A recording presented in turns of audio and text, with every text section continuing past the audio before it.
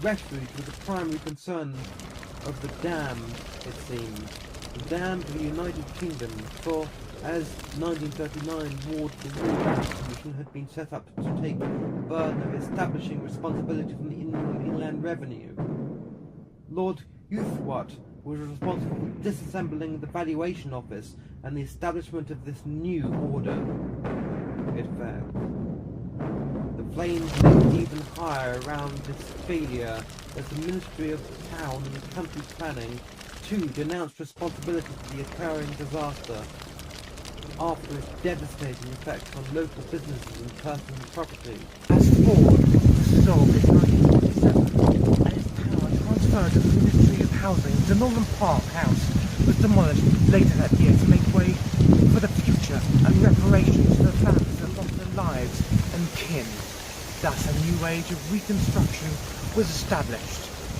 As the surviving troops settled back down to their lives in foreign commission offices, returned to their families and began to make a new future for themselves. A spike in baby statistics showed that the new generation was to be catered for in reparation, and that was to be found. The establishment of Dunorlan Park in Tunbridge Wells, as we know it, had begun.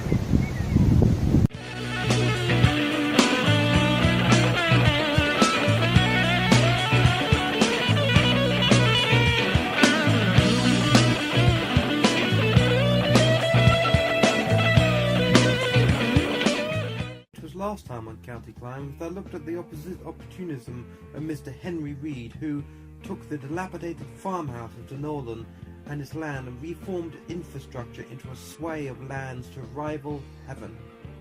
Or at least that was his ambition. The landscape gardener Robert Marnock helped him in this to some great degree.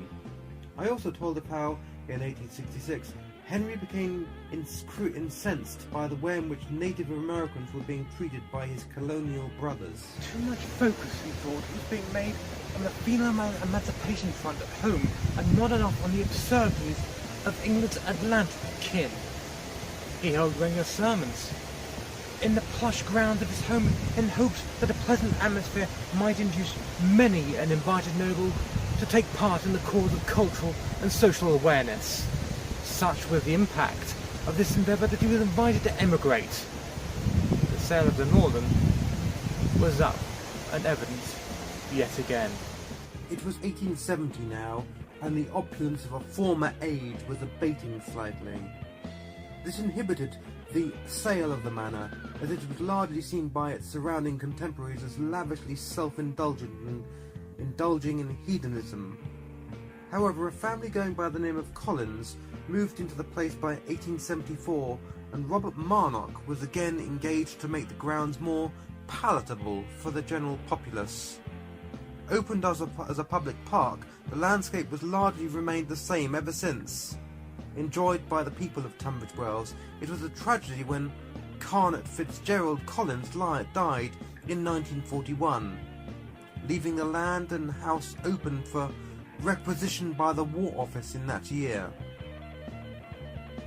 Used mainly as a base of operations for the War Damage Commission to initiate restitution to those afflicted by the conflict of the Second World War, it was deemed as sacrilege that such an obscenity should befall the park.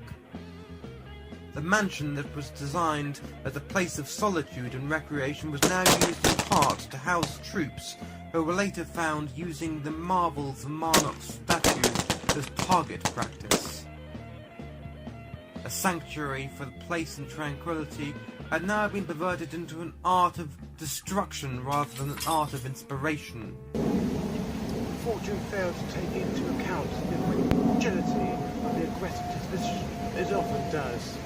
And in 1946 there was a massive fire. It burned down most of the mansion and buried as it remains today, save but the outside patio brickwork.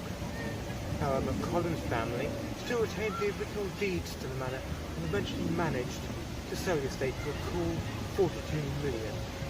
As post-war development took its toll on mechanical solidarity that had developed over the years of conflict, so too did symbiotic relations between class structure. No longer was there a united front against a common foe, but instead an independent mindset focused on individual need. Thus was created a fresh front line of fragmented strain. In the midst of all this opportunism drove the authorities. Their front-page headlines read "Solidarity for a New Era," while motivations were self-serving. In the early 1950s, King George IV visited a newly refurbished Dunorlan with new fences and outer walls. Boating in the lake had become popular leisure pursuit. Royalty smiled on the idea, and the park was awarded 2 new swans.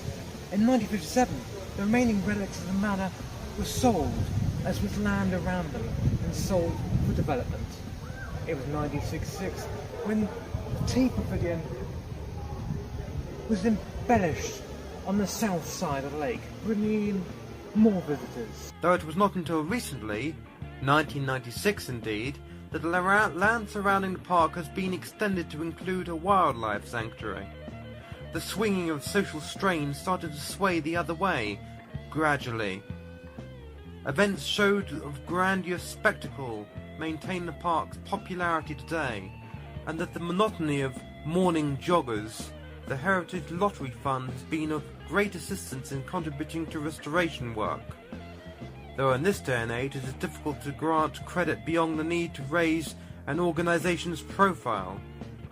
It was given a National Registered Grade 2 listing in 2002, the York Stone, with which the entrance was paved, was finally recognised officially again as an icon of the town's soul.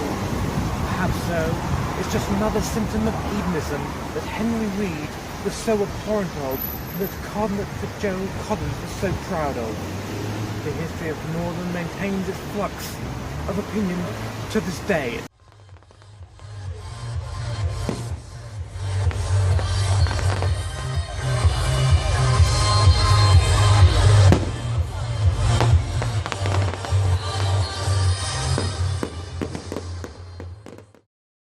In the next episode of Counterclimbs, I'm looking at the evolution of the arts admiration within the confines of spiritual institutions, and even how those institutions wrap themselves around the changing inspiration becomes subsumed by modern leisure culture. Knoll Park in Sevenoaks is my next port of call.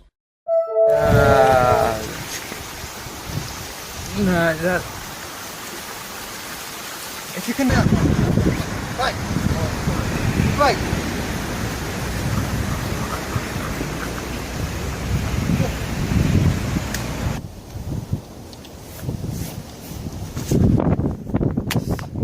Too much.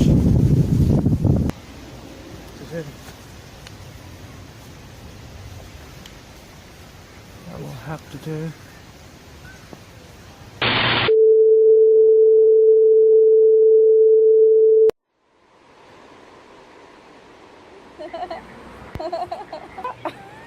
Beautiful.